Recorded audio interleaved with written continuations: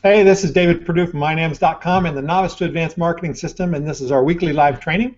And this is, we're doing it this week from ground zero of the David Perdue new office hovel. I'm going to show you my screen. This was yesterday morning at my office. So hold on just one second. You might see that image right there. This is where I was standing when a wind shear or something came through. And I was standing right here, and it flew the door back and sucked the ceiling out of our office here. And then when I stepped to my left, actually I've just turned to my left, this is my office, and this window or light fixture right here is sitting in my chair where I was sitting just 3 seconds earlier. So you can expect to see always a marketer, you can expect to see something that I'm releasing tomorrow, which is going to be called, and this is due to my wife, the Chicken Little Cell. The sky is really falling. So look forward to that. It's going to be the newest royalty-free image pack that I've been promising for a couple of weeks, and it's some of the pictures that I posted on vacation, and I wasn't here for the last 2 weeks. Thanks to the people who filled in. I really appreciate that. Today, though, we have one of my favorite people. This is one of my new favorite people. I just met this guy a year ago, January, on the Marketer's Cruise, and his name is Scott Smith. And as soon as I met Scott, I realized he was the real deal. But he's incredibly quiet and humble about what he does. And so I signed up for his podcast real quick, and he came to NAMS on his own, came to see what we were doing in February. And as soon as I found out the extent of his knowledge, I said, wow, we got to have this guy. So we got him to teach a course on podcasting called Podcast Persuasion at the NAMS 12 workshop. It was standing room only in one of the amphitheaters, and Jeff Herring, who has been to all 12 of the workshops, sat in on that, and he said this was the best presentation in 12 NAMS workshops. So congratulations on that, Scott. Thank you. That's pretty awesome. But because he's such a dynamic speaker and because he's got such great breadth, he's also coming back to NAMS 13 as one of our keynote speakers, and I'm really excited about that too, so I'm glad you're going to do that, Scott. Today, he's going to be talking to us about podcast persuasion, and I got to tell you, I'm a little bit intimidated. Why is that? Yeah, well, you know why that is. Because I'm going through his course, Podcast Persuasion, and Module 2 starts out with, if you don't control your podcast, I'm going to take it away from you. Yeah, I will. Yeah, goodbye. It's mine. So, Scott, let me tell you how this works. I'm going to hand it over to you, and I'm probably going to interrupt you and take it back more than I ever do anybody else. So. Okay. Well, yeah, it's fine. Yeah, and by the way, I thanks for pointing out that I'm quiet and humble. I sense that I was quiet because I do tend to sit around and I just watch, right? But yeah, when I open my mouth, I do tend to get standing ovations and sell lots of stuff, don't I? You do. I love it. Well, yeah, you're welcome to interrupt. I mean, we're going to go through and learn a lot today because I know we want to train. I love the NAMS audience, and I want to give them all I can today and teach them my particular philosophy. You're in podcast persuasion right now. I am. I think Module 1 in the whole thing. We'll talk about that later on, but it just it's like 20 modules in one, I think. But we start heavy. We go from there, but we'll get to that. Okay, so Scott, the way this works is we kind of hand it over to you. You have a teaching. This is a real teaching training system that we do here on our Wednesdays. So I want you to give people as much as you can in the way of how to do podcasts. And I know that your podcast persuasion is many hours, but I know you're going to go into some detail and really tell people about this and how it works and give your experience. So I'm really looking forward to that. And I've got some questions for you as we go too. So if you don't mind, just take it away and get started, and I'll jump back and put myself on mute and jump in there when you're ready. Okay, I'll do that. All right, everybody, thank you. We appreciate you being here today. And yeah, I'm going to get into what I think is pretty cool, pretty different way of thinking about podcasts, different way of doing things. And I'll walk you through this. And I will, as you can tell, I tend to go a little bit fast, but that's okay. I like to get the information in. And we'll dig deep. I want to train you along the way. You will have a lot of notes when we're done with this. I have done this. This is what I've done since 2005. When I sat down to create this, it was not that difficult. It just took me time to strap myself on my chair to do it because I've done it for so long. So I encourage you, no matter what you're doing, whether you have a podcast, you want to start one, you're just curious about how they work, you will appreciate what we're doing here and how we do it because we have a certain goal with our podcast. And not only make a good podcast, but also to make it so that you can actually make some money out of it. We'll talk about that. But let me go ahead and get over here to my my fancy screen and start this for you, and we'll go full screen on you here. Now, this is actually the very same presentation we use at NAMS, but I've added a lot to it since David was there and saw this presentation. So I want to add this to you for just a little bit of how we go. But we start about how to create a top-ranked iTunes podcast, keep it there for years, and how to make enough money so you don't have to do anything else. It's kind of funny about this is because when I first met David, I was sitting in the mastermind, I think the week after NAMS 11, and everybody was talking about this thing called affiliate marketing and JV marketing and stuff like that. And I'm like, wow, I've never done that. Here I was in the industry making 100% of my living online now since 2006 and had never done anything in affiliate marketing. Now, I've done a few since then. I've since learned it's not a bad thing to do. See, I did it by doing a podcast. In fact, I did a lot of podcasts. I can't have you raise your hand, but in your mind right now, if you've done a podcast, just think about that number, what it might be. Maybe think about your favorite podcast you might have listened to on iTunes and think about how many episodes they may have had. I've seen guys with 100 or 1,000, or I think somebody I know has 1,500. One gentleman just hit 2,000. I'm a little beyond that. This is actually the number from, I think it was around August of this past year when I was at NAMS. 7,121 episodes, 24 episodes. We actually have exceeded that now. I haven't updated that number for a while, so we're probably pushing close to probably 7,300. But before I get going, let me give you a little bit of podcast history. Hey, sorry, your screen is black. It's black? Yep, so we're not seeing your presentation for some reason. Well, let's... selected your presentation. I did there, and let's now check. I'm seeing it. Just do that again, and I will check that one more time for you. Stand by a second here for me. Get over there, and there we go. Okay, well, I can see it on this end, but let me select it. Love these technical... Yeah, this is why I like audio podcasts, man. No pictures. All right, hang on here. Now we're back. Can you see me? That's great. You see me now? Okay, I'm going to share the screen again. And let's go here, and let's go here, and let's go here. Now, can you see my screen coming up there? Maybe. I see the screen. It looks like I've got your keynote, but not your full screen. Okay, now I'll go full screen on it. I am full screen. Are you getting it there? Black. Black. Interesting. Well, don't quite know what to do about that. If I hit, yeah, I've got full screen on this end, David. I just can't see it. What's happening on that? I'm just running. So that's black. Maybe we just go with your page there. All right. Well, we can do that. Okay. We can. It gets a little fancy down here, but why don't we wing it for the heck of it, guys? Can you just play with me along here? Sure. I can. And in fact, I'm pretty good at this, David. So let me just flip my thing around here. So, guys, we're going to do this as though I was creating a podcast presentation in a keynote on the fly as we go. So let me get this all stretched out here. We'll have a little fun and talk about it, because we were just talking a second ago that I had done quite a bit. In fact, the number was 7,124 episodes. That's a bunch. Now, that's kind of cool, but before I start this presentation and get going into it, I think we really have to look at something called podcast history. Podcast history is kind of interesting because if you understand the foundation, Dave and I just talking before we got on the air here today about how he is glad he didn't start a podcast early on because he's learned a few things. I have, in fact, done podcasting a long time. In fact, here I am, David. You're going to love this. That's 1983. And this is me doing radio, actually. And that's amazing. Isn't that amazing? I was just doing my hair earlier thinking, look, that's the one and only afro I ever had. And I got it in Florida. Then I moved to Virginia and realized that you couldn't blow dry an afro because it was cold weather. And that's what happened. Yeah. But look at that. There's a transmitter back behind that window, and there's a microphone there, and Sennheiser reel-to-reel tape deck. I didn't know back then, but I was really doing a little bit of podcasting. We call it AM radio, but we didn't quite know how to do something like this. Now, this is kind of how it lays out. In 83, back then, I was doing AM radio, but there were people that were doing audio blogging.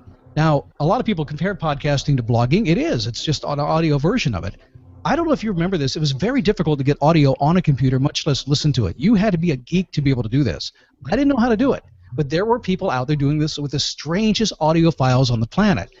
A little later, about 10 years later, we began to get to the audio jukebox time. This is kind of the decade of Napster, the decade of the MP3 coming into being, trying to figure all that out. Really, the codecs, the algorithms that were out there began to make sense, and computers kind of take over our world a little bit. But for the very first time, we were able now to play music one way. You saw a lot of radio stations at the time doing this as well, playing music off their computers, and now most of them do. Not all, but most of them. And you'll find that back then, we could play it one way, but it continued to evolve. About 10 years later, we get to 2003. It actually started about 2000, and we end up with an RSS enclosure. Now, that is the very technical thing that makes a podcast. The ability to literally enclose a file within a text feed, a document, that makes it able for you to distribute on your own. In fact, that was the year in 2003 when they filed the patent for a method of distributing episodic media. I need to remember episodic media. A lot of people don't these days. There's a reason we call it episodic media. That's why we call it an episode, and we'll talk in detail about that. But it was in 2003 when we figured out how to attach the audio or the video or the PDF to a file and send it automatically down the computer stream, when all of a sudden we all became distributors, and that changed the world. 2004 is when the world changed as well, because USA Today came up with that top 10 podcast list. The New York Times talked about it. Podcasting defined in Wikipedia. If you're really a geek, you probably want to go to Wikipedia and check out the podcast page. It is pretty interesting watching everybody claim, they're all claiming what they discovered, and who knows what the real history was. But look where we come. In a matter of 20 years, really, thinking about it, we had come from this. This is the 80s. I had both the raincoat and I had the boombox. I may be in the back there. This is how we carried our music around. David, did you have anything like this? I did. I mean, I truly did. And we had moved along into this itty-bitty little thing called the iPod. And these days, it's very funny, as we get to 10 years of podcasting, many people do not understand even where it got its name. Because we all have smartphones now. Very few people carry an iPod anymore. I think they just got rid of the big one, the 160 gigabyte one. So a lot of this is going on, and suddenly this guy shows up, and we know him as Steve Jobs and one more thing, and he's gone now. But Steve had a really cool idea, and his idea was very simple. It was that, hey, wait a second. A lot of people, when I ask that question, what was Steve's idea, they say, well, it was to create the iPod and make money off of that. No. He had the iTunes Music Store. And he was able to, he said, well, what if we could take all this free content and we could jam it into the iTunes Music Store, and we could use that as a search engine and use all these guys to generate content for us, which would mean traffic, and we'll just do that and they'll love us for it. And he did. He opened up the podcast directory inside the iTunes Music Store. It was just masterful. They've never charged for a podcast ever inside the iTunes Music Store. It's the only thing they've never charged for. Why? It's a fair and equitable trade. It's kind of like radio used to be. We'll play your music. If you don't charge us for it, we'll give you publicity. It's kind of the same thing. Now, the good news for you is you actually get inside iTunes and you get in the search engine area right up against all the biggest names there are in entertainment. So this is a really cool deal. It happened in 2005. I believe it was June 29th of 2005. I was in that store right away, and everything exploded when it happened. Here I am with my Daily Boost podcast. I just checked. It was number 5 just a few minutes ago when I checked before I got on. Amazing that this podcast has literally been on the air since 2005. And it's number 5 in self-help today in the entire health category. Just when I checked, it was number 17. By the way, there are 300 listed self-help podcasts. It's number 5. I don't know how many in the health category, and it's number 17 or 18 right now. So pretty amazing stuff. So, I missed a lot of the ride, but I was able to get on this ride and start to make money with it right away. And I'll talk more about that. In fact, here's kind of what it's played out since then. We do 16 episodes weekly right now. My episodes are 9 minutes at a time. 10 million plus downloads. And by the way, it doesn't sound like a lot, but that's really one Monday episode that goes out. When the average podcast has a download of approximately 141 downloads per month, we exceed 36,000 on most episodes on one single episode. This month, the Daily Boost podcast will do in excess of 600,000 downloads. So we're growing it like crazy. 1,500 plus members in our membership site, 1.4 million in revenue. That is front-end revenue. One of the very few people on the planet who actually sells a podcast as a subscription model. We've done it since day one when people used to really get mad at us. You can't sell a podcast. That's just bad. Well, look around. People are doing it. And an awesome lifestyle. This is one of the things that I think got David Perdue interested in podcasting. This is the toy I bought last summer. Always wanted it, and we have a studio that's constructed now for that. That is my brand new motorhome. That's in Lake Toxaway, North Carolina, and I was up there. I was camped right next to the voice of NASCAR, and amazingly, she had a studio in her bus. She had a real bus, and she had a real studio. I need to work a little bit harder. I really do. How do you get all that stuff in your motorhome? You had to minimize. I had to go down a little bit. It's a beautiful part about audio. You don't really need much to do it, but to do it right, you need a few more toys to actually compete. A little sidebar here for you, David, is I think you can tell the big guys are coming into podcasting now. All the networks and all the big all the pros are coming in, Podcast One, all these folks are bringing some big entertainers in. They're doing it right, and they're doing it the way it's always been done on broadcast radio, and that's where the future is here. Very much, we're kind of like where broadcast syndication was maybe 20 or 30 years ago. Okay, so you just scared a bunch of people, including me, that I'm a little guy. So how am I going to compete? Well, good. I'm glad you said that because I always run for the big stuff. You are going to compete because at its heart, podcasting is all about the voice and the story. When I say the voice, I don't mean the sound of your voice. I mean the voice that you portray. And the story, it's compelling. It's a storytelling medium. So it really doesn't matter. If you've got good content, good connection, people are going to listen. However, I will tell you that you don't need a room full of gear like I do, but you need to make sure it's of good quality for one reason. People listen on earbuds. They're not listening on big speakers. They're on earbuds, and in some cases they're listening in their car now with Bluetooth. In fact, many cases these days. So we need to make an effort not just to pick up the cheapest microphone you can have and the cheapest earbuds you can have. We need to make at least a little effort, but not much, David. I can help you with that, I promise. Okay. All right, we do want you to sound pro, but you don't have to be a network to do that. I've been doing it a long time, and the reason sometimes I will overshoot what I'm doing here, and I will go right to the pro end of it, and David will probably back me off about 20 times during this presentation. Because I do go there, and that's what we focus on. I've done it a long time. I mentioned voice. You have heard my voice. These are just a few of the places you've heard me over time. And I've done about 10,000 radio commercials. I stopped counting about 10,000. Also did a lot of television. Did 250 infomercials, a lot of direct response marketing. I ended up with a little place here called the Children's Miracle Network. And this is where I kind of learned to put a lot of the benefit of storytelling in a podcast. And what you'll learn today as we get into this about how I lay in story and how I make you able to tell a story in a way that draws your listener into action. And that's really what we're going for on here. I'm actually running a test on my podcast this month where for 2 weeks I've not done anything to draw anybody into action. I've literally just done it kind of like everybody else does it because being silly, I wanted to test it. Guess what, David, my results have been in the first 2 weeks of actually doing it like everybody else does?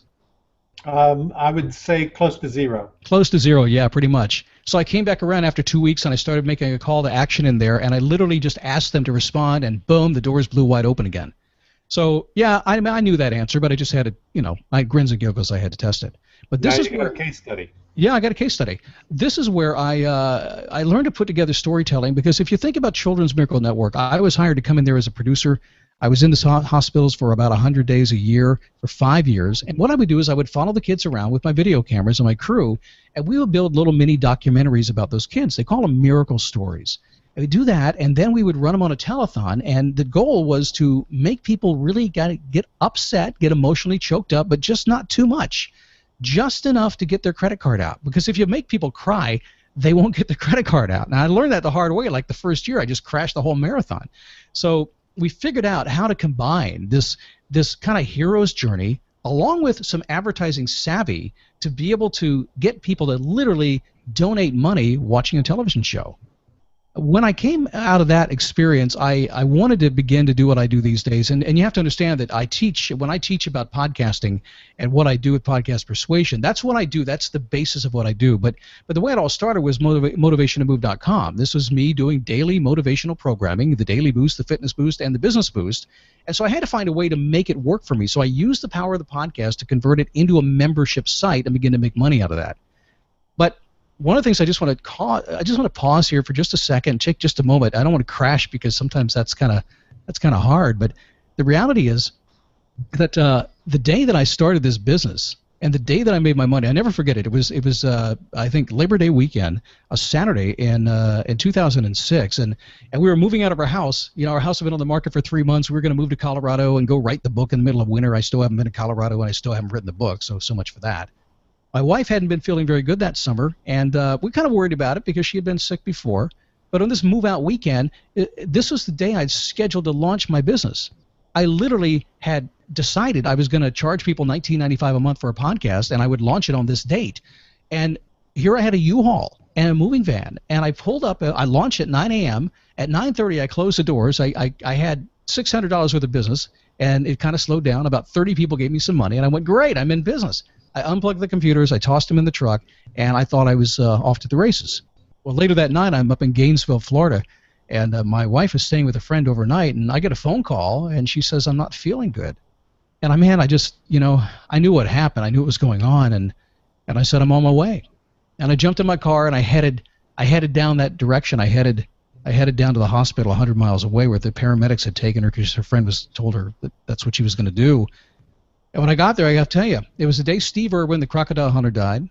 And I'm sitting there watching this on this big television screen. I'm thinking, oh, my God, he's too young to die. And then I walked in the hallway, the same hallway that I'd been down, I don't know, a dozen times with my kids falling on fish tanks and cutting themselves and breaking bones and all this stuff. The emergency room we kind of grew up with, I guess. And I get down there, my wife is sitting in the room, and she looked at me, and she just looked up, and she said, it got me. What she meant by that was about 7 years before she had cancer, and for whatever reason, we thought it was clear, and it had been sneakily coming up from behind and bit her. And from the words of a emergency room doctor, we were told she was terminal, and we could not do anything about it. So imagine you're moving out, you started your business, and your wife is now dying, and what do you do? What do you do? Well, if you know me, you know I just kind of get on the horse and keep going, and that's what I did, and called my friends, and they came and helped us move out. We went to a La Quinta Inn that night. 4 days later, we went to the beach, a $1.2 million beach home in New Smyrna to get our act together, get our head together. And while I was there, I had this problem because I had just 600 or 300 people, 30 people just give me $600, and I didn't know if I wanted to do a podcast anymore. I mean, what can you do when you're in this place of despair, you know? But I was doing Motivation to Move. So I'm out on the deck, and I'm kind of talking to the big guy, and I just get this feeling inside of me that says, no, continue. So I made a decision. The decision would be to continue to do my podcast on a weekly basis and not charge anybody. I would just pause all payments until whenever, and I would just share my story. And because it was Motivation to Move, it became, how can I keep moving? And here's what happened in my life, and let me share this with you and see if it works for you too. I did that for the next 100 days. As Cheryl progressively got worse, we went to Costa Rica for treatment. We did all kinds of things. And in the end, 100 days later, she died. And it was the worst day of my life. But all along, up through episode 66, I'd shared my story. It was a true hero's journey from beginning to end. And the audience was captivated by it. Every single episode, they couldn't wait for the next. And it became a serial of shows that kept coming. And I did the best I could, and I cried a lot, and I draw them in. And it was the same thing as Children's Miracle Network. It was the same deal. So she passed away. I took about three weeks off and came back. And on January 1st, I started recording the Daily Boost again. And didn't take long before I was feeling better, by the way. That is Cheryl right there. And I was married to her for 29 years. And that is Sapphire Point in Lake Dillon, Colorado, right there, right where we're going to move to. A little bit after that, about 3 weeks later, I opened up my membership site again. I said, hey, please come give me money. I have no money now. I haven't been working for 3 or 4 months. And I went back to my podcast audience because, see, they're very loyal, and they were attached to me now via the storytelling. And I had 150 people show up, and frankly, well, they gave me some money. They signed up for my membership site. There I am back in the studio, starting to record with a big smile on my face. It was only about 3 weeks after that I got back on that horse, and I met this lady, and her name is Joy, and she looked very young, and she still does right then. About 6 months after that, we end up with about, we had 150 members. This group of them that came to meet us there here in Lake Mary, Florida. A little bit later, we had about 450 members, and we had another seminar. They all came together. All, by the way, signed up for $19.95 a month. So within 6 months' time, I had gone from losing my wife and zero to making about $10,000 a month on a podcast. And I wasn't doing any coaching, no JVs, no affiliates, no nothing. It was just a podcast. That was all there is. Joe and I bought a new house. You can see we got married. It wasn't long after that, and then my daughter got married. And a little bit after that, I got to tell you, man, it was a long day. You've probably been through that. This guy came along. You want to see that one again? There we go. That was a very long day, my friend. It really was. This is my friend, my little buddy. His name is Eli. He's a little bit older than that right now. He's my grandson. He came along just about a year and a half ago. And you know, David, because I hear on the internet you have to show women in bikinis, I thought I'd show my wife in her last figure competition. Oh, my. She's 50 years old, and she is competing there, number 2, second to the right. And I also hear on the internet cats play really well. So this is Minou and Bijou. They're my studio cats, and they hang out here all the time. All right, so now you have a foundation for where I've been, and you understand, and you really have to have this foundation, because in order to understand podcast persuasion, you have to know where my thinking is. It's just absolutely paramount that you understand this. And it's not that my thinking is so radical or brilliant, as some people say. No, this is kind of old school stuff. It's just that I apply it in a way that nobody else is applying, and actually I apply it I apply the same lessons that you and I and everybody know in internet marketing. I just apply it to a podcast. That's all. So now that you know the foundation of it, we're going to talk about how to turn podcast prospects into high-value clients, because ultimately that's where you need to go with things. You want these high-value clients. Everybody says, how do I get somebody to pay me $2,000, $3,000, $4,000, $5,000 a month? How do I get that? I did it with a podcast and continue to do it with a podcast, and I can tell you how to do that, and I will. So the thing that we all hear, Scott, is that podcasts have to be free because nobody's willing to pay for them. Isn't that true with everything, though? Everybody wants something for free, right? The internet's supposed to be free, right? No. It's free for people who don't want to pay you. Yeah. Listen, podcasting is a little. I have a love-hate with it because you do have the very loud trolls out there, and the people do a lot of the reviews. They want everything for free. But the reality is, don't discount the fact that there's a huge number of people in that audience that recognize the value and will gladly pay for it. You do have to provide the value. If you're going to do a podcast if you're going to give away your content and not have a structured format to get them into the next level of content, which we'll be talking about today, then you're just going to give away your stuff. Mm-hmm. And if you're just going to do a podcast for the fun of it and just to kind of be a chucklehead, as we like to call people, people are going to enjoy listening to you, but they'll have no reason for you to buy. None. Mm-hmm. So, there's nothing wrong with a free podcast. We do them, a freemium model. I've got some are completely free and considering even more. But you have to have a strategy to convert, and that's what we're going to talk about today. So, no, David, you don't have to do them for free. Good. Glad to hear it. Yeah. Okay, so today, talking about serialized episodic podcast, the slippery slope. That's a Joseph Sugarman phrase.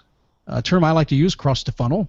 The money magnet. Thank you, Frank Kern. Tripwire conversion. Hello, Ryan Dice. And how to be iTunes top ranked and a back-end bonanza. We'll be talking about these things today, and here comes the mess right there. So let me just do this real fast. So look at that. I just move it around. I kind of like doing it. It's kind of interactive like this, David. I think we'll just do that. It's revealing. Yeah, it is. Let's start. Let's start right here. Okay, so see at the top here, this one. Serialized programs, serialized episodes. Now, here's the point that we want to make with this. You have to understand that a podcast is, in fact, a beginning, a middle, and an end. So when I say that, it is across a series and across an episode. So if we were to use the term episodic, an episode, that would be an individual podcast. So think that way first. So you have one episode, it has a beginning, a middle, and an end, some kind of a conclusion. Then you have a serial that goes the entire season. So think maybe a TV show that's on right now, The Blacklist. Blacklist starts the season at the beginning, and each episode is individually contained as a beginning, middle, and an end, and yet there's kind of a cliffhanger at the end. And it goes to the next episode, which serializes it. Now, in the podcast world, we're doing the same thing. But what we're doing is really getting our listener to be enjoying in the moment what we're providing, and yet, man, they missed something last week. And, oh, my gosh, if I miss next week, I'm going to miss something really good. So we're serializing it. Now, what I teach you to do in Podcast Persuasion is actually to take what we call the hero's journey. And thinking of, now, hero's journey is a standard Hollywood formula. It's where, it's basically a regular guy is faced with an amazing challenge, and is he going to overcome? Will he accept the challenge? Then we watch him do it. A podcast essentially takes you right up to the point of him deciding to take the challenge. Now, get this point. So think of your listener as the hero, and they're listening to our program, and we're trying to get them excited about something that we're doing that may not be in the podcast. We want to get them to take an action step, and when they take that step, we move into part 2. So the podcast is just the very beginning. So we'll talk about that later on so you get it. So we have an episodic program that is part of a series, and the hero's arc goes through the episode and also spans the entire series. Just watch a TV show, you'll understand it. Next, we have the AIDA formula. Now, the AIDA is an old advertising formula. It's about 150 years old. It's attention, interest, desire, and action. We also have the slippery slope. This is a Joseph Sugarman formula, which basically means that if you read a sales letter on the internet, you'll see there's a big red headline in most cases. The point of that red headline is to simply get you to read the subheadline, and then to read the first paragraph, and then the second paragraph. In other words, it creates a slippery slope where we stick you to the page and pull you down to the bottom where you take action. The embedded AIDA formula is in there as well. So think of our podcast as something that tells a story that spans an entire series, that has the AIDA formula and a slippery slope embedded into it. Now, when we get into that, you can see how people begin to listen to you. And once they listen to you, we can take them where we want them to go, not where they decide to go today or tomorrow. It's where we want them to go now. So let's jump into this ADA formula so you understand this, because this is one of the cores that I do. And David, in episode in module 1, you saw where I actually laid out what I think is a very brilliant little graphic that I have that actually puts all this together. I'll give you a glimpse of it later in the program, where we actually show you how all of this kind of comes together. But in the ADA formula, let's put in our mind right now that we're thinking podcast. So the very first thing we want to do is attract the attention of your listener. And the reason we want to do that is because they're not paying attention to you. It's a passive audience. They're jogging, they're on the airplane, they're in the car, there's something going on, but you're not the reason they're listening today. They're doing something else, and you are filler, my friend. You are that warm, fuzzy voice that's keeping them company when nobody else is around. So therefore, you need to attract their attention right away. How you do that's up to you. There's a number of tricks to making that happen, but you have to get your listeners' attention first. So that's TV in the background, basically, is what you're talking about. That's absolutely what it is. Yeah, it's Yep. TV in the background. It's just very passive. People find the human voice because of the vibration as it goes into your body. It goes down to your heart and your soul, and they find it very comforting to hear the voice. And when you think about it, it's an earbud. And I'm sitting here on a microphone, talking very close to the microphone, resonating with people. Anybody listening on the earbud will hear this. They feel it, and when they feel it, they're attracted to it. So it's very comforting for people. It's like your mother whispering you good night at night, that kind of thing, or maybe your wife, however you would like to think of it. It's okay. So we attract the attention of your listener. In other words, break them out of where they are and let them know that there's something coming for them. Next, we have to increase the interest for longer listening, build desire, and then motivate your listener to action. So let's break this down for you, because I've got this here for you. So the way we get attention is I usually do a tease. If you hear any of my podcasts, you'll hear me say something usually right out of the box, completely out of context, something that like I think Monday I was talking. I started my podcast saying, "Do you still have a hard time getting out of bed on a Monday morning? You really need today's show." I meant it, because I haven't hated Monday morning in 15 years since I became self-employed.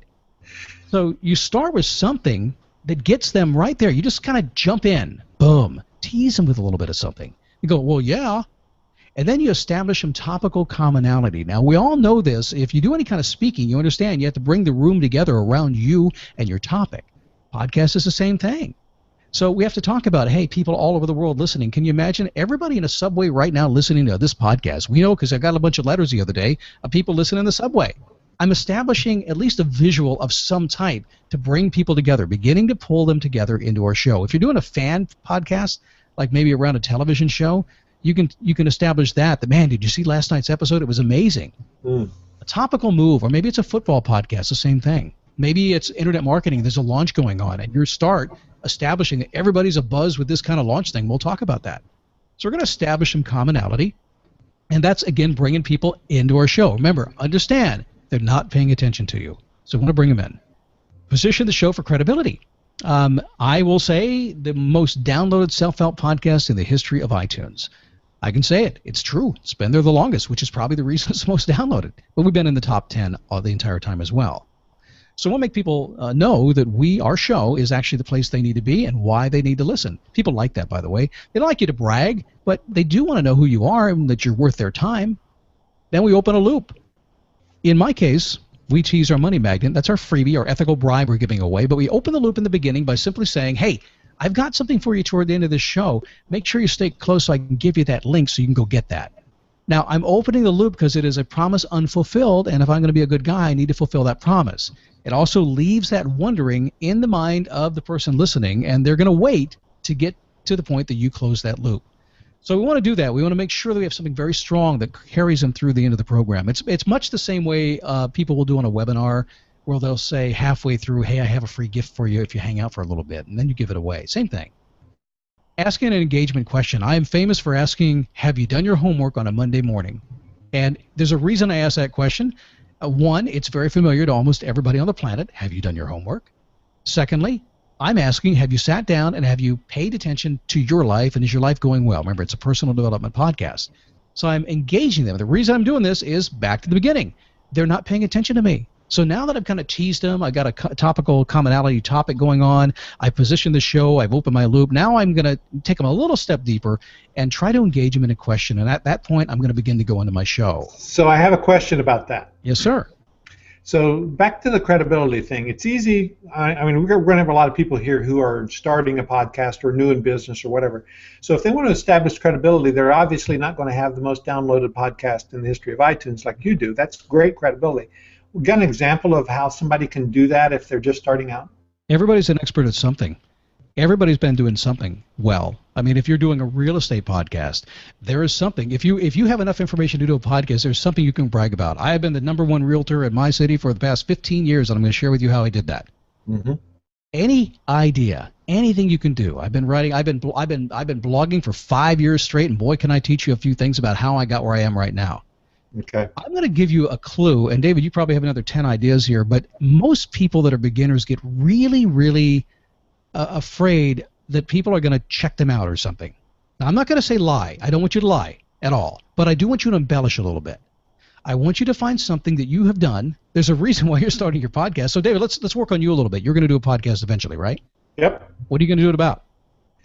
To tell the truth, it's going to be about the Ascension model that we use to train people from novice to advanced. But how, David, would I know that you were the guy to teach me that? Because we've been doing it for 12 workshops, 6 years already, and we've had thousands of students go through this. Yeah, it's easy. And so this is what you have to do for yourself. A little bit of brainstorming and we can figure that out really fast, I think. It doesn't really matter what you're doing. You've got some expertise. In fact, I'm going to tell you, if you don't have any expertise, but you just want to do a knucklehead fun entertainment show, then your expertise would be, this is the most knucklehead fun entertaining show that you will spend your time and waste your time on today, and love that you did it. There's just a ton of ways to be able to spin this, but be willing to spin it and market just a little bit. Whatever you're going to do, just get in there 100% and do it. You don't have to go very deep on this. The listener, David, I think you'll agree with this. Listeners pretty much are honest people and just kind of believe you right away. You have to work really hard for them not to believe you. So I want to give you an example real quick of something that I left out of my resume that when I was out in the consulting world, one of my corporate advisors told me to put in and put it at the top, and that was that I built my own house. And I said, I built my own log house and I did it myself. And he said, it doesn't have anything to do with your ability to be a corporate consultant, but it's incredibly impressive. Mm-hmm. And so he wanted me to incorporate that in as a piece of my credibility. There's another thing that an example I thought of when you were saying that is as a guy who's done a lot of not only acting and spokesperson work, but also producing and directing a lot of actors and spokespersons. If you ever look at an actor's resume, at the bottom they have their skills, and they have the strangest set of skills on the bottom. Pretty much anything you can do, you list. I have gotten hired because I owned a lab coat, and I said that. I owned a lab coat. I used that coat probably 10 times because the producer didn't want to pay for a coat. I got hired because I could play saxophone. And they called me one day and they said, "How good do you play?" I said, "Not very good." And they said, "Can you look like you play good?" I said, "Yes, I can." They said, "You're hired." And so I did it. So the point is, see, people, they just want to know. That, again, David, you're right. That's interesting, and it's very credible. I mean, I'm impressed that you built a house. In fact, the minute you said that, I thought, man, I want to talk to him about this because I want to know maybe I could do it myself. But I know you'll say don't do it. But, that's just what I heard. Yeah, anyway, so let's move on here. As we begin to increase interest, we're going to create a big idea here. And the big idea basically is the subject of your podcast, whatever the topic is. And it should be on topic. We want to sell the benefit of why they should listen, always about, not the feature. Not the feature, as we say. Don't just say, hey, if we're going to teach you how to, how to get email leads. No. The benefit will be, we're going to teach you how to maximize your email leads into a list that actually returns enough money so you can buy a motorhome like Scott did, something like that. Really going to turn it into a benefit. We sell weight loss all the time, and I know better than sell weight loss. I usually sell, this episode, we're going to teach you how to fit into that little black dress by the holidays, that kind of thing. That's a benefit. We teach the big idea, and we suggest the solution for them. We use metaphor, story, and exercises along the way, and then we recap that big idea. And here, right at the end where it says offer usage ideas, make sure you do that, because that you want folks to go out and use what you taught them. You actually want to make sure they take notes and they go out and use it, because if they use it, it's going to work, and you're going to get credit for it. We'll talk about that a little bit more here in just a second. Now, this is really something that I work with quite a bit, and pay attention to this first line here, where it says emotion plus logic equals sales. I wish I could say I came up with that, but I didn't. That was more Socratic. That was more from the Stoics back about 300 BC. back when they were looking at all forms of philosophy. We understood that we're all emotional beings, and we now know that audio is the most emotional of all media. It literally vibrates in your body, and people literally put it in their body. They put earbuds in their ear. Try that with a television. It just doesn't work. So everybody's emotional. Then we get to logic. It's like when I bought that motorhome. I was so emotional, man, I shot for 5 years for that thing. And when I finally found it, man, I could feel that emotion just coming up on me, but suddenly my wife stepped in and reminded me it was logic time. So we had to sit down and go through the nuts and bolts of it, and had to sit at the table and get down everything that we had to do to make this thing happen. And as soon as that happened, boom, they made a sale, and I was right back to emotion, man. I was right there. That's the way it works. So on a podcast, we've come in the door, and we have started them emotionally. We connected with them. We created a rapport and relationship with them. And then we went and taught people. When we were teaching, we were in logic mode. We were just teaching. We were just facilitating our message to them. But now we got to get back. And here's why. We have to connect that logic of teaching with the emotion. And this is where a lot of podcasters make a mistake. This is where you give away your stuff, and you shouldn't have to. Now, I use my Velvet Hammer approach at the end. That's where I bring up my inner guru, and I give an emotional takeaway. Now, let me explain what I mean by that. I want people to feel gratitude toward me. In other words, I want folks to listen to my podcast, to learn something from me, and say, when they're out to dinner and their friends say, wow, that's really cool, where'd you learn that? They go, I learned it from Scott Smith's Daily Boost podcast. You should listen. I don't want them to say, oh, a podcast I got on iTunes. Do you know what podcasts are? I don't want that. I want credit, because in getting credit, I now have the ability to leverage that influence and to bring them over to eventually turn some of those guys into high-value clients. One of the big things that people do, I think in a lot of internet marketing, is they don't pull it back around to the guru side and says, hey, I taught you this, and frankly, you owe me now. Come over and do business with me. They just give it away thinking people are going to voluntarily just think on their own that they ought to feel gratitude for it. They won't. You have to ask them to do it. I actually just recently, I said, hey guys, I haven't had a few letters recently. Nobody's sending me any emails. I feel kind of in a vacuum here. And I got bombarded with letters by people to say, oh my God, you have no idea how you got me through my day and my week. It's amazing when you ask, you receive. That's in some book someplace I read one time. Finally, the call to action.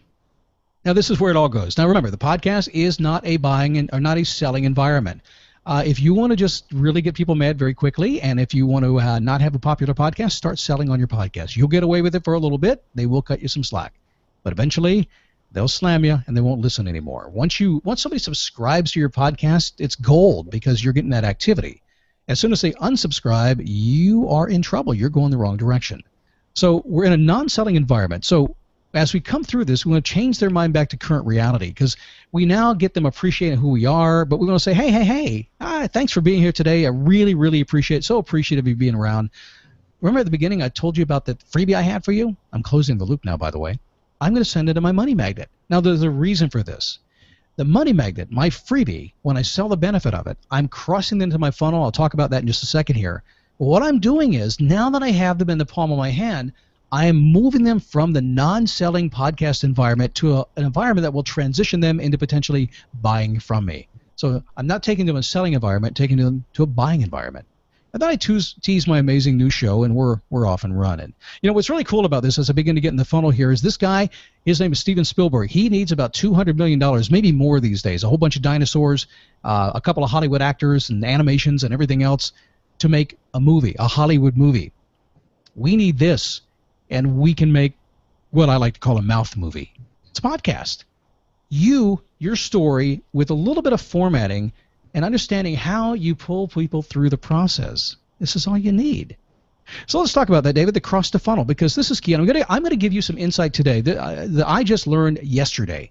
I've been doing a lot of research, and I'll tell you why. I'll go ahead and give it to you. First off, it's cross to funnel. Now, the concept behind this is that that the podcast listener does not have the ability to click a link. That they're doing something else when they're clicking and when they're listening to you. So therefore, we have to move them from where they are to literally their computer screen or their keyboard on their device, whatever it is, to come to us. Now, we all know what a funnel looks like, right? Here's a funnel. We've seen this 100 times before. Let me show you what I think a podcast funnel is, and this is going to look kind of funky, I think. I can't show you. Yeah, I can. I can show it. I can do it. This is what I call my social funnel.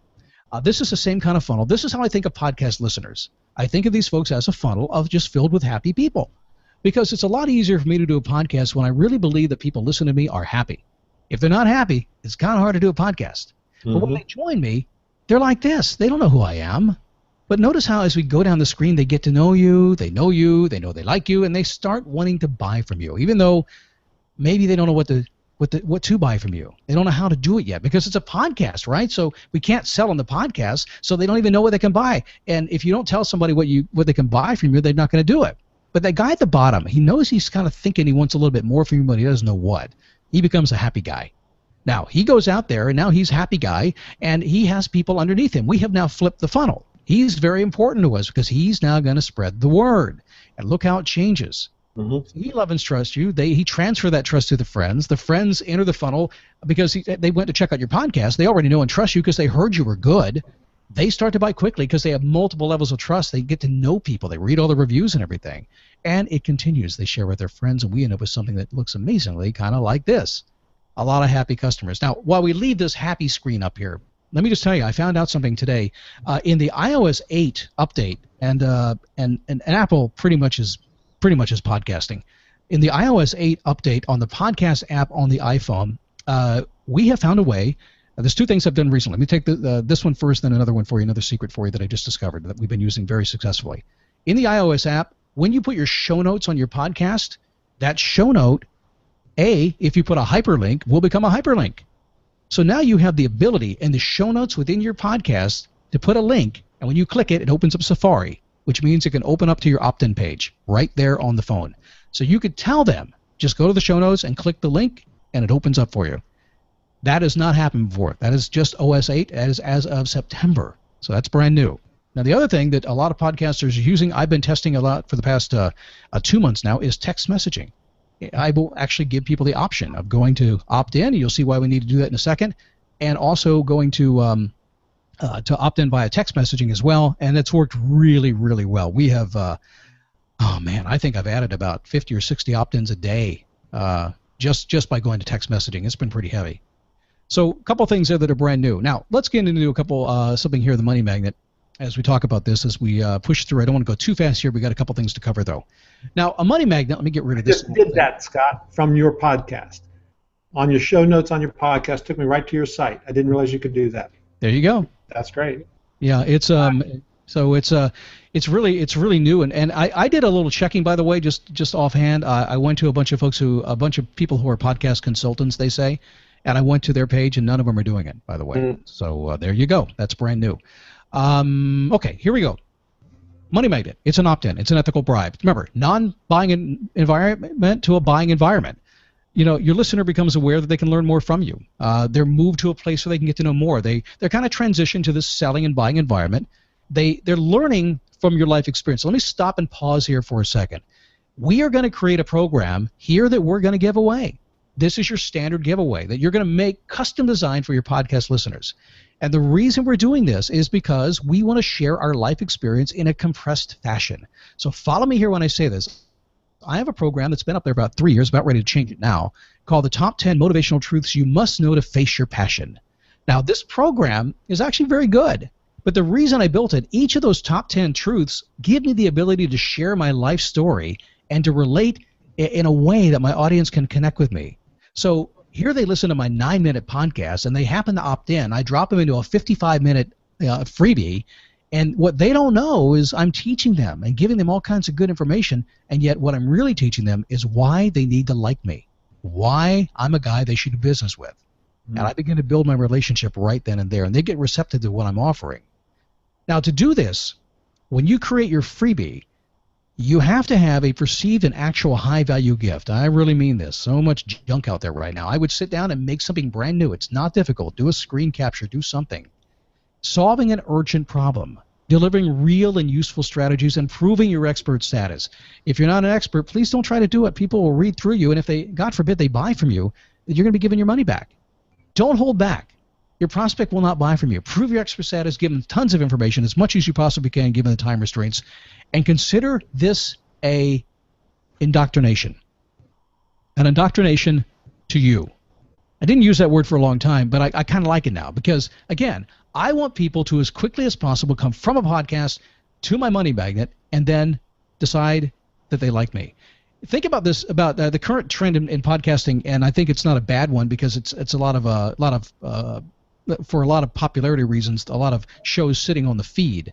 That's really good, but somebody can download, I don't know, 15 or 20 or 50 episodes, and they get to know stuff about you, but are they being led in the direction you want them to go? If you move them to an opt-in, you immediately have the ability to do that. Now, when we make our opt-in, it ends with what we call a tripwire conversion. Now, this is just a small barrier to entry offer, very easy to get into.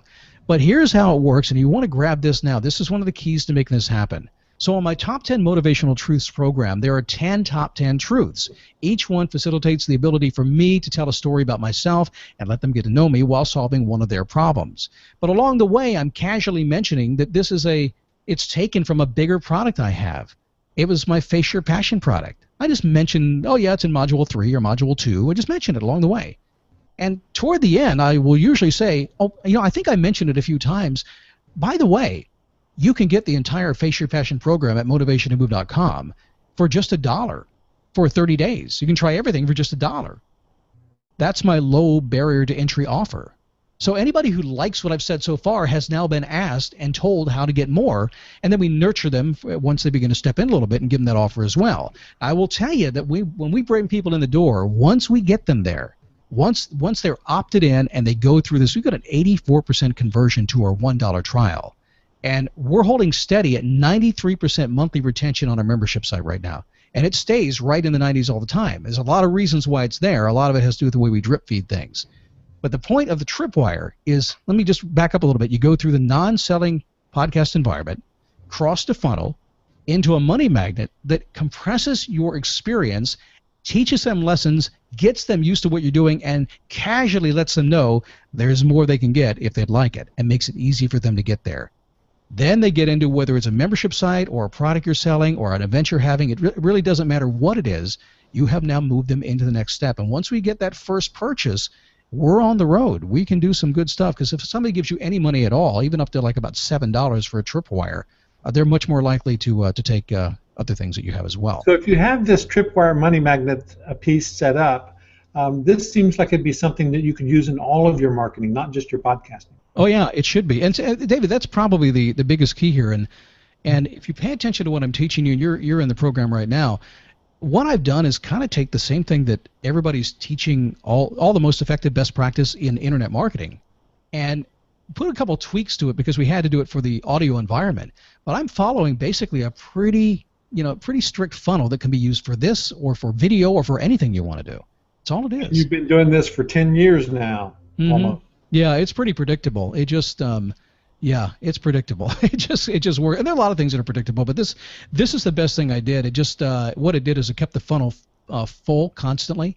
And I make a lot of mistakes. Even right now, the website and the offer don't even match, and the offer is old, and it just hasn't mattered, because it's the process of moving people from here to there and the way you do it that gets them to react, and they just, they're very forgiving, and they just jump in, and before you know it, they're happy. And like I said, we've done very well with it, and we've done this exact model now is about, I think the first 3 years we did something slightly different.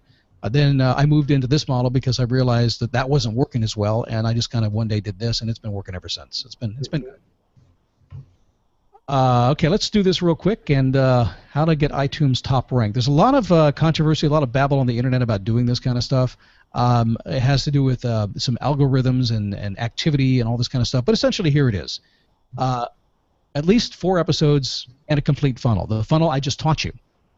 Taking people from the non-buying environment to a buying environment. So have the 4 episodes, have them good, and have being able to open the loop and close the loop and move them through. Next, you want to completely optimize iTunes RSS feed. More important now than ever. iTunes is kind of old-fashioned in how they do things. There's a lot of keywords that you can put. In fact, every little letter or word that you put inside your RSS feed is iTunes compatible, and it's a keyword. And it works, but iTunes actually relies very heavily on the title of the program. So the closer the title of your program is to what you're actually pitching and what people are searching for, the better. You'll notice on some iTunes feeds out there right now, you'll see it on mine, it'll say the Daily Boost. See, I didn't know that I should name it differently back when I created the Daily Boost. But I very quickly figured out that iTunes would let me put about 4 or 5 keywords right after my title in my title field.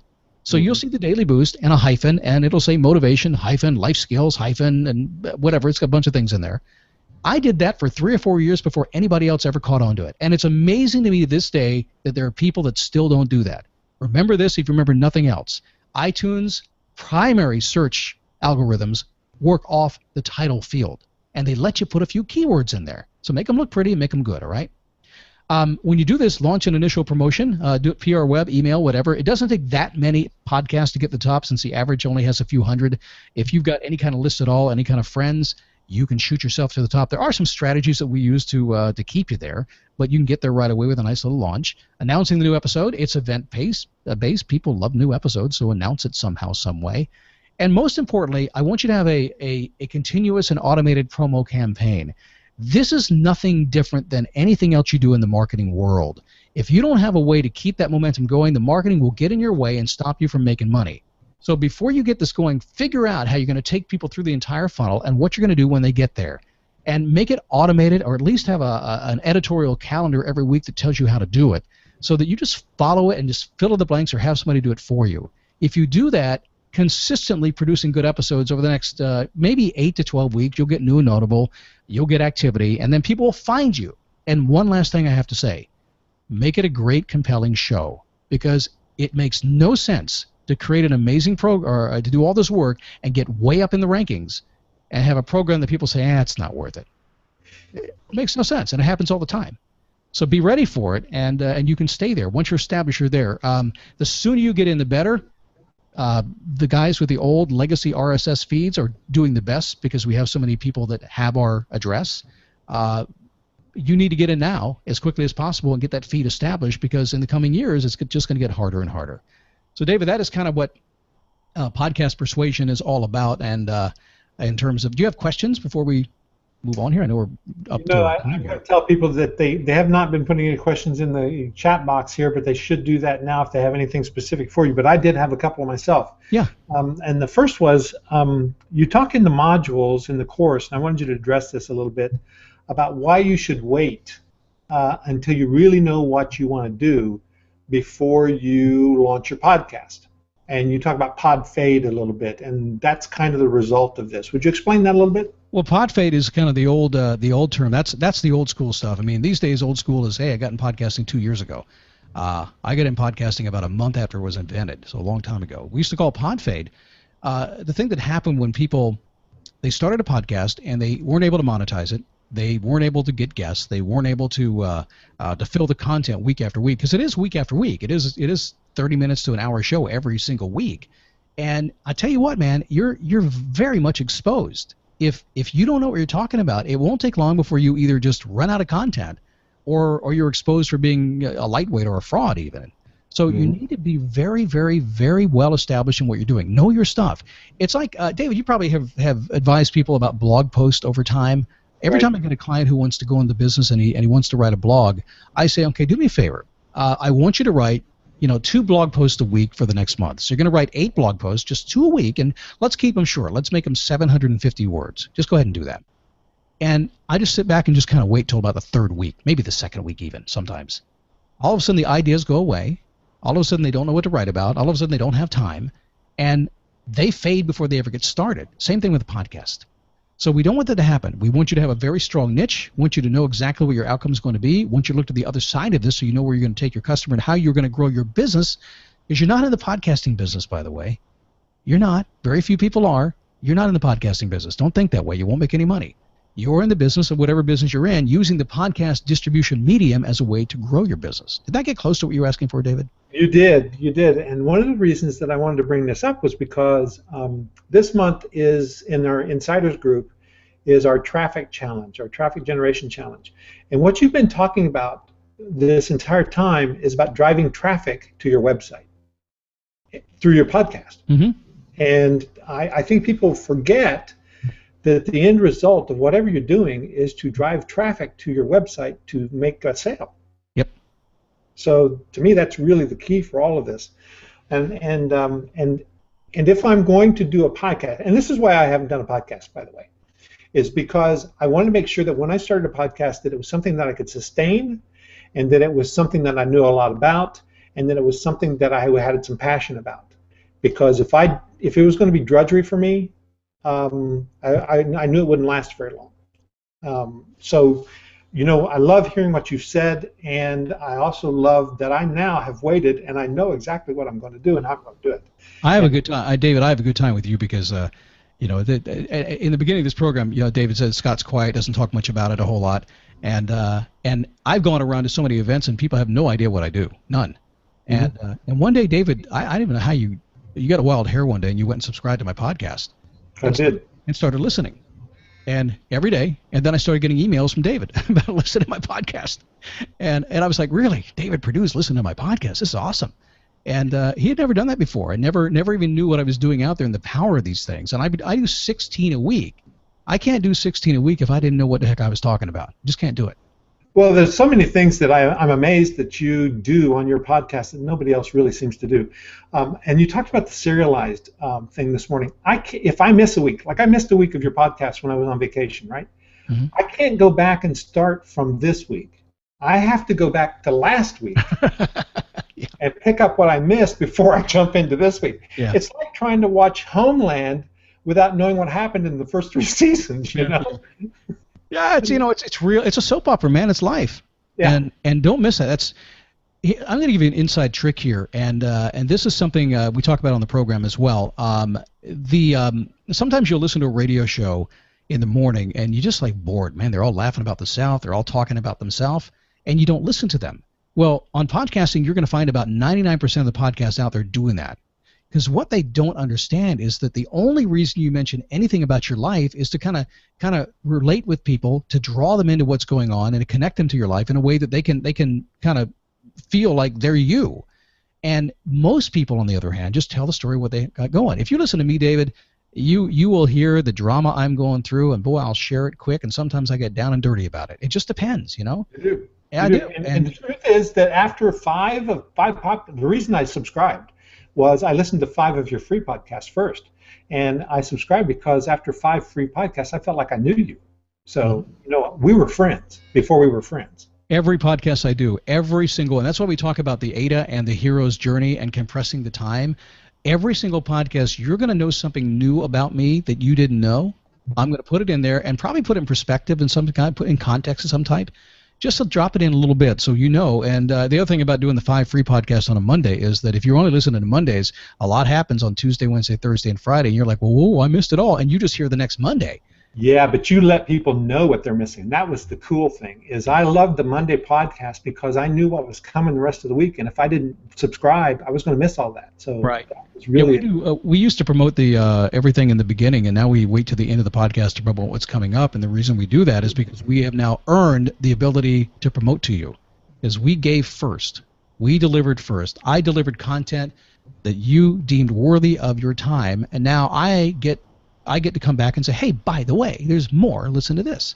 Why don't you come to motivationmove.com? I've earned the right to ask you to come do something else for me. Yeah. Okay, so Bill says, can I use podcasts if I don't have a website? Oh, yeah, absolutely. Probably the easiest thing. Because, yeah, absolutely. I think you have to have a landing page. I mean, you have to have a funnel. You have to have some way, but you can connect this to lead pages like in 10 minutes. iTunes is a website when you think about it. And iTunes is the 800-pound gorilla, but there's a lot of other places as well. But to make this system work, you have to have a place to send them. So you're going to have at least some place to land them, even if it's a Facebook page. Yeah, the focus of what you're doing is telling people to build a list. But if you were an affiliate marketer, you could actually do a podcast about this week's tools, right? And send them to other people's sites.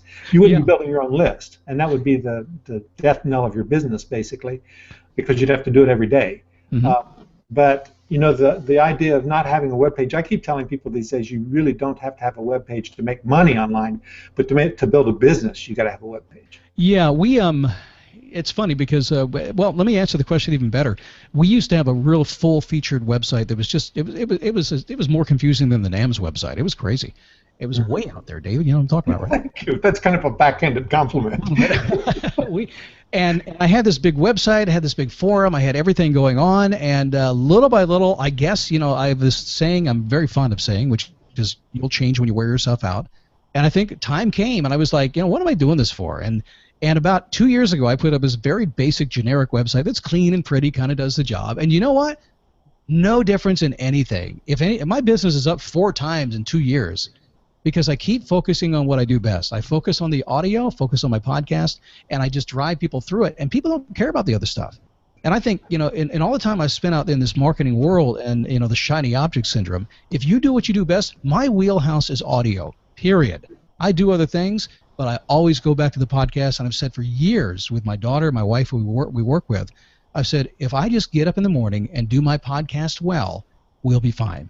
And we always are. So, and I told you before we came on here, if I had to do over again, I'd do a podcast. But the truth is, if I sold my business today, let's say I sold my business today, I would start a podcast tomorrow, and that's what I would develop going forward, is that podcast, because I understand the model that you're using, and it makes complete sense to me to be able to start driving traffic and followers. And the thing about followers, and that you talk about a lot, is that be the guru.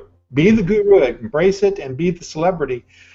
That's what podcasting does for you. So, if I were going to start over today, I would do that, and I would only do it based on the way you have taught it here. Oh, cool.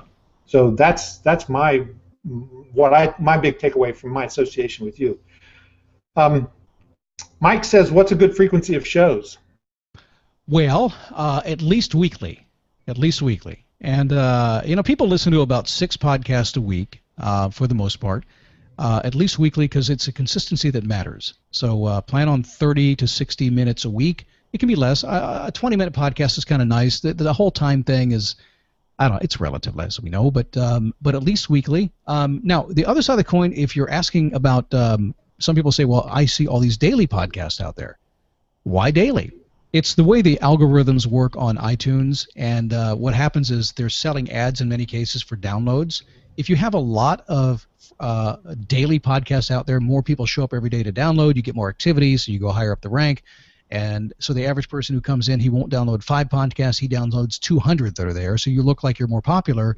And then when you put your stats together, you can look at all the numbers you have and potentially sell the ads to advertisers as well. You do need to do about 10,000 downloads a month per episode to actually get sponsored, so it's quite a hill to climb to get there. Right. But that's why guys are doing the dailies. But the quick answer to your question, at least weekly will serve your audience really well. So I want to chime in on that a little bit too, because based on what I've learned from you, I have switched my idea from going from a 1 hour a week interview style podcast to basically a daily 15-minute podcast that I do myself, and I don't have guests or anything. And the reason is, on my weekly live training that we're doing now, I kind of transfer the transfer the authority to the guest. Right. But on the daily podcast that I want to do, I want to build the authority, my authority. So, I think that it really depends on what you like you said earlier, on what your end goal is. Yeah, I think so. And one of the places that I do, because I'm the guru as well. I'm the guy. When you listen to me, you're listening to me, and it's amazing how people would want to come to me and do joint ventures with me all the time, and it doesn't take them long to realize that it's like, well, wait a second, you're the guru. They're not listening to me. I said, yeah, you're right. I've conditioned them to listen to me, so you better go through me, and I'll endorse you. And that's the way it works. But we like doing it that way. But here's the thing: I really do, David. When I move people off the podcast someplace. So if I'm gonna move them to my money magnet, great. But I can also move them to a webinar. I can move them to a sales environment. Mm-hmm. So I can be the guru every single day and just whisper in the ear and make them love me. And then, by the way, I'm going to do a training on Thursday at 6 p.m. and y'all come over. And they show up, and now guess what? Now it's a full-blown training session that ends with an offer. Now you make some money. Right. Okay, and Ann says 2 podcasts a day. How long is each again, please? Is one free and one paid? I think she's asking about yours. Yeah, we have, this month, by the way, the Daily Boost is free every single day on iTunes. So if you're out there, you're hearing it 5 days a week for free on iTunes, doing a little test there to see how fast I can grow and how big I can grow by going free like that. But normally we will do a 9-minute program on a Monday, and then we do Tuesday, Wednesday, Thursday, and Friday behind the wall inside motivationtomove.com. I have 3 podcasts, actually 4. I have the Daily Boost, the Fitness Boost, the Business Boost, and I have the MTM Insider, which we, in a recent survey, have found is the most popular piece of whatever it is that we have. It's the one I don't work at it at all, David. It's crazy. I don't work at a bit on that show. It's the show literally like Seinfeld about nothing, and my audience loves that the best. But that's well, I don't know about that one, so I'm going to have to jump on that one. Oh, you'll like that. Well, my wife's on that show. You'll like that show. Oh, good. Yeah. And Tim says, do you know of any churches that have effectively used podcasts? I can answer by saying I don't know what effective is, but I will say yes. A lot of churches are out there doing. Well, Joel Osteen, come on, he's podcasting all over the place, right? He's a church. It's a distribution medium. To me, if you're relying, let's go silly. I'll use the brain here. If you're running a church and you're trying to keep your folks hanging around you and believing in you and showing up and supporting you, and they're skipping every other Sunday and you're seeing them twice a month, it makes a lot more sense to me that I'd repurpose at least the service on a Sunday and maybe some additional training, if you want to call it, and make it available to them. I think your church members would love that. I've seen a lot of churches doing it. I think a quick Google or even an iTunes search and you'd find a bunch of them out there. A great way to research that one. Yeah, I didn't have a podcast myself, but I helped set my church's podcast up. Yeah. They've been doing it now for 2.5 years, 3 years, and it's been going great. They actually have more people listen to the podcast than attend the church. So pretty common. Podcasting it's a niche medium, and it's really designed for stuff like that. I think it's like the 70s, like a CB radio. It's like it only goes so far. Right. But you can broaden it out if you want to. But at its core, the more niched you are, the better it's going to be. So yeah, I actually have a client yesterday who just put her into podcast Persuasion as well, and she said, I want to help my temple do a podcast. Well, you think it would work? And I said, heck yeah, let's get on it. So we're working on that with her right now. Okay, and John says, how many podcast episodes do you recommend having before you start your podcast on iTunes? At least 4 or 5. Yeah, at least 4 or 5. See, here's what happens. Here's a strategy a lot of people talk about. 4 or 5 to get going. And even if you're doing a weekly show, just kind of bank them for a little bit and try to release 2 or 3 a week for a month or two. In other words, just do a bunch of them. Get them out there. And what we're trying to do is get activity. We're trying to get on new and noteworthy is what we're trying to do. Because Apple will promote the heck out of you. And I got to tell you, I know the numbers on this, and I just looked before we came on the air today, and I'm sitting at number 7 in 6 or 7, 8, something like that, on the self-help category. And I took a moment and I said, okay, well, how many people are above me that are actual real established podcasts versus who's just brand new and Apple's promoting? And of the 6 or 7 that were above me, over half were in new and notable, so Apple was beating the drum for them. I can't beat that. Apple, when they beat the drum for you, you shoot right to the top. And so that's one of the main differences that's happened over the years. When I forget to say this sometimes, not only have we been in the top 10 and the top 5, I was stuck at number 1 for 5 straight years in self-help. I never came off the number 1 position, ever. I would go back and check. I got to the point that I wouldn't even check for 6 months. I'd go back. I was still stuck to number 1. I thought something was broken. Hard to do these days. Really hard to do these days.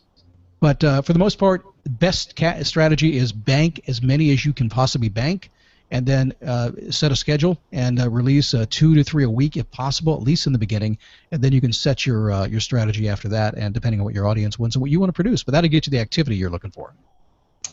Okay, so I'm in podcast Persuasion. I know a lot of people from NAMS are in podcast Persuasion already.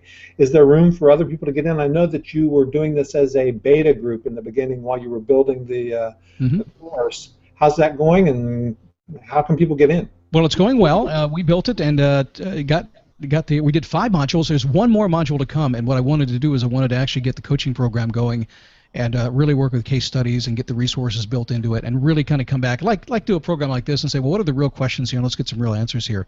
I think we've covered almost everything. So there's one more module to go. Coaching actually starts tomorrow at 3 o'clock. So wow. Timing is good. So we've got that going. So I'm going to have to hack around here a little bit to kind of explain what's happening here. So ignore all the buttons here. See, that's the price that it's going to be. In fact, David, you and I talked about that price, didn't we?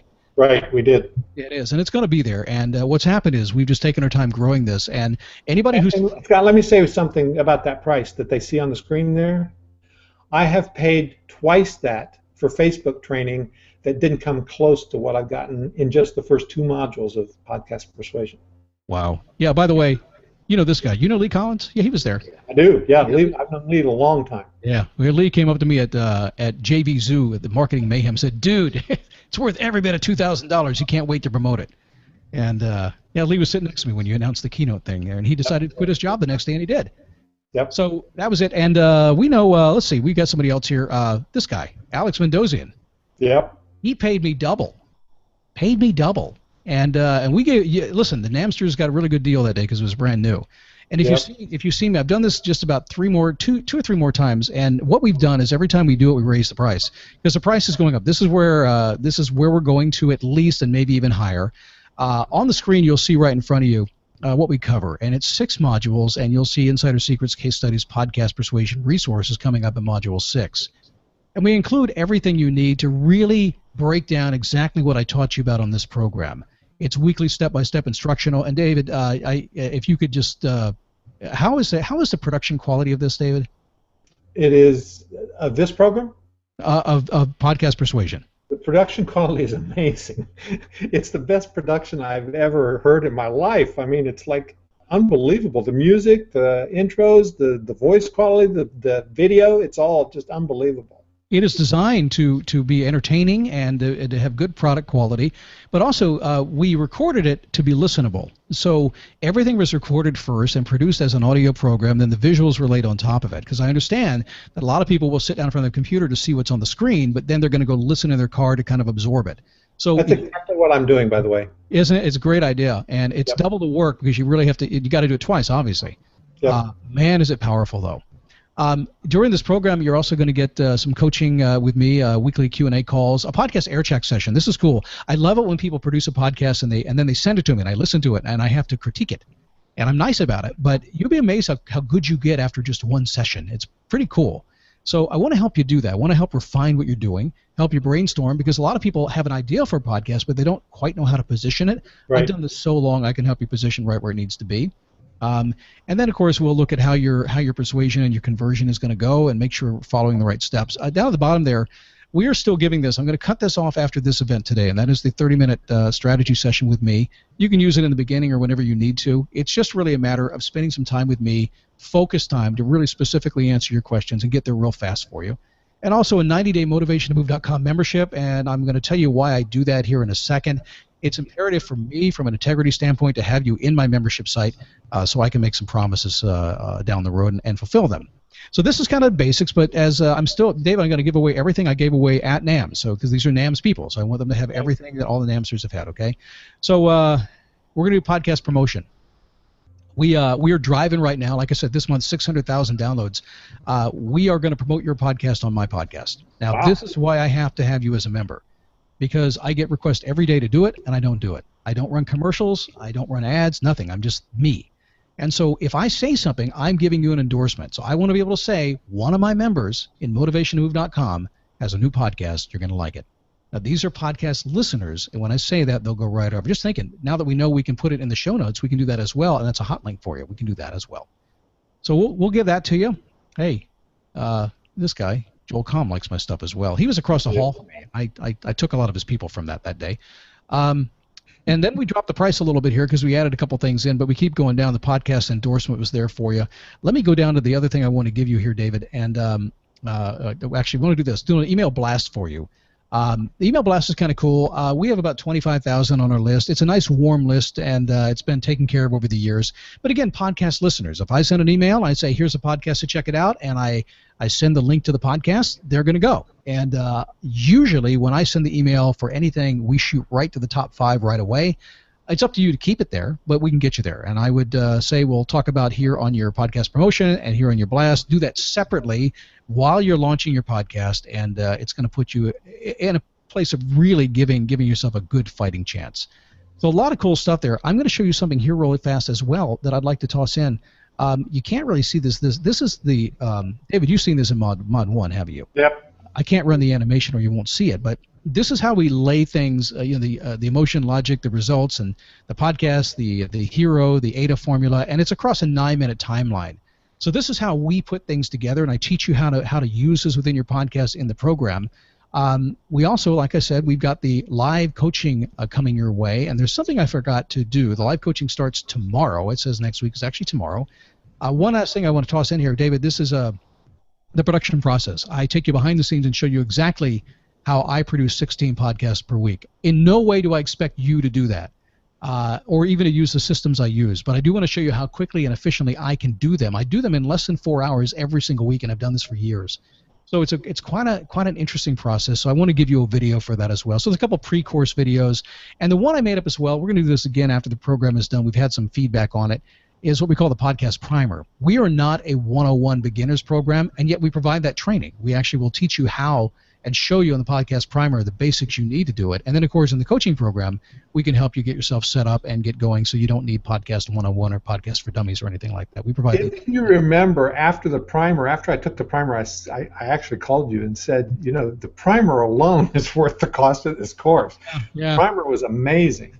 Yeah, it's pretty cool, and I don't know why, but I think one of the things that we did with it was I always believe in being outcome based, and so I sat down and I said, what's the simplest, easiest, fastest, quickest way to get there, and throw out the garbage and just do it the easy way, and that's what the primer became. So we tossed out 9 years worth of people messing around with shiny objects, and said just do this. So if we can get you there, then we can worry about actually making a product that's going to get it taken care of. So this is what we end up with here, David, and we end up with the final price of $697, and at limited space because we're not going to keep this forever before the price goes up. But all the modules, all the coaching, everything is here. All the bonuses are here that we talked about in this program, and there's the link at the bottom, the NAMS.ws/pod persuasion, and that will. And I put that as a sticky in our chat box here as well. So okay, yeah, just click on that. So we started the coaching. We have the first call tomorrow. The Facebook group is open, and David, what we're going to do here, because I think I'd be lying if I didn't say this wasn't going to become a big old beast. And next year will be massive for me, and everybody and their brothers wanting to launch this for me when we get it all done. And it's going to be a mastermind for me as well. But we have the coaching going on right now. The coaching will probably go on nearly through the end of the year, probably close to the holidays. And this come in the door. I'm just going to work with you every single week, and I want to get a bunch of case studies. I want to get some rad testimonials and all that stuff happening. So, and I think David can see I'm a lot like David in a lot of ways. I'm not the guy that just keeps beating you over the head. I charge a fair price, and I try to over deliver when I can. And so we're going to over deliver here for the next couple of months to make sure that you are covered step by step. And David, the group that is the folks that are in this group, as you know, is pretty amazing, huh?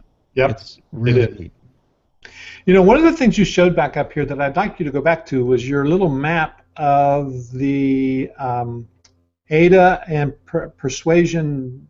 It was the graphic that you did. That was the animated graphic. That one, emotion, logic, results.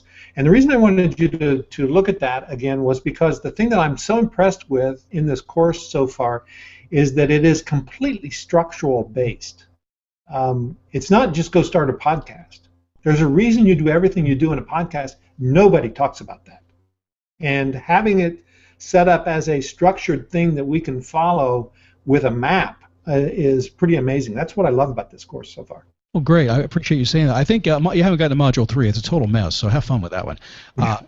You know what I did? Actually, we were so structured in Module 1 and Module 2 of how to do this that I got to Module 3 and I said, you guys need a break. And so I actually dug into the best tips and ideas and the do's and don'ts that I've learned over about 35 years of being in broadcast. And I teach that in Module 3. And the whole goal was to make you a broadcaster and not a podcaster. To teach you how to sound like a pro without having to take 35 years to learn it. And then we get in 4 and 5. We're actually moving into more back to the structure, and that is how to create crossing people to the funnel, how to create the money magnet, and really structurally telling you how to put that together. But understand that a lot of the commenting within the program is, everybody has a different content. Everybody has a different idea about what they want to do.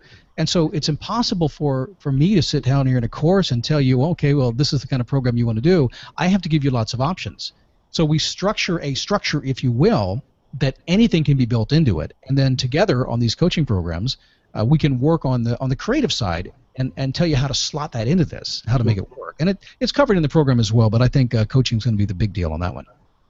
Yeah, so one of the things that I wanted to mention to you earlier, too, was I'm looking forward to Module 3 because if that's where the tips are, because you have not said one time in this presentation. I continually do that, so I'm really looking forward to how to get that out of my head. We had, when I was doing the presentation at NAMS, a gentleman came up to me, he was a brand new guy, and he said, listen, 3 or 4 of us are thinking about buying it, but we're just listening to you. You didn't say for 90 minutes. And we're thinking, how could we even get close to doing this? And I will admit I have done this a long time. A word doesn't come out of my mouth unless I want it to, and which has come back to bite me a lot because everybody knows I planned on saying it, so I'm in trouble. But yeah, I can help you with that, David. I will. Well, and that's the other thing. When I listen to you, I've realized that you speak in complete sentences. You talk very fast, and people say don't talk so fast, and you say forget what other people say and be yourself. But when you speak in complete thought sentences, so it makes sense, and it's something that there's like a little delay between your brain and your mouth that a lot of us don't have.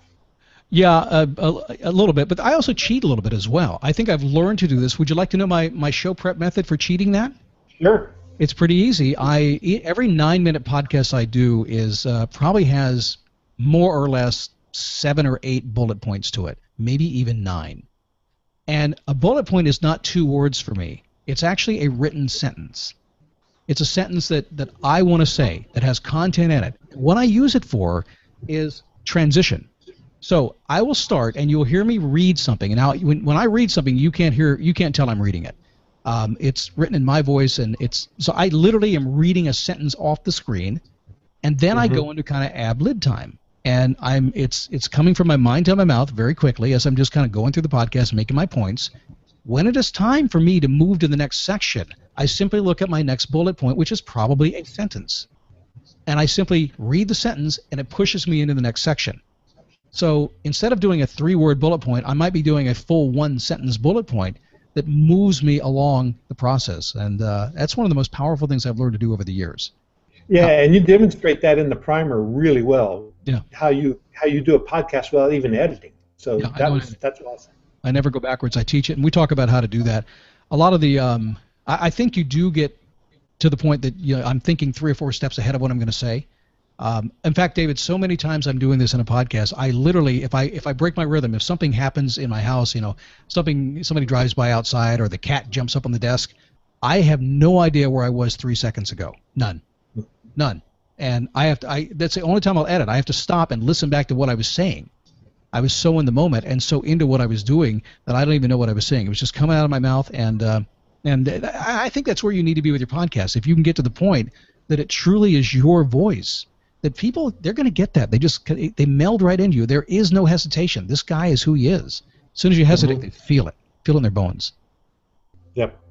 I agree. Well, this has been terrific, so people should go to nams.ws/pod persuasion. Pod persuasion. nams.ws/pod persuasion. We put that as a sticky at the top of the chat box. It's on the screen here, $6.97.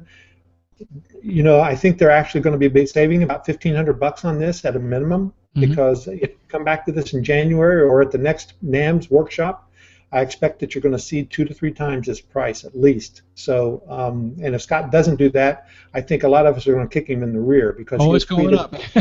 Yeah. Well, you have created not only the best podcast program out there, but it's one of the most professional training programs I've ever seen in my life. So it is really awesome. Well, thank you very much. Oh, thank you for saying that. I appreciate it. It's been fun today. Yeah, it has been fun. And, Scott, I always love hanging out with you, and I love doing business with you. So this is going to be fun, and I really look forward to our relationship building even more. Thank you, sir. Me too. I can click a button here. I'm going to take my screen off there. And hey, look, I'm back. You are back. I am back. So I think that we can, unless we have any more questions here, I think that we are in pretty good shape. So, Scott, any last words? Get out there and podcast. Hey, look, there's my wife. I didn't close the door. See my wife back there? She's way back there. She's in the kitchen making food. There she is. I need a word of Tell Joy I said hello. I will. I'm glad she's not running from the shower or something. Talk to you soon. Thanks, guys. Take care. Bye-bye.